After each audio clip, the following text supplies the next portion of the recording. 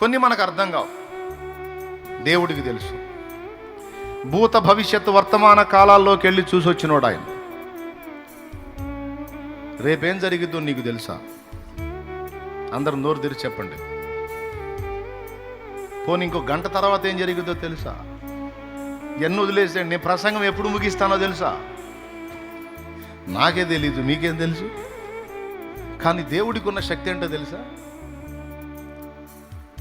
ఆయన రేపటిలోకి వెళ్ళగలడు, ఎల్లుండిలోకి వెళ్ళగలడు, ఆ తర్వాత రోజుల్లోకి వెళ్ళగలడు. 10 సంవత్సరాల తర్వాత మన భవిష్యత్తు ఏంటో అందులోకి వెళ్ళి చూసి రాగలడు. భవిష్యత్తులోనికి ప్రయాణం చేసే శక్తి దేవునికి ఉంది. అందుకే భూత భవిష్యత్తు వర్తమాన కాలములలో ఉండువాడు అని ఆయన గురించి రాసుంది. ఏదైనా ఒకటి అనుమతించాడు అంటే అన్యాయంగా ఏది చెయ్యడు.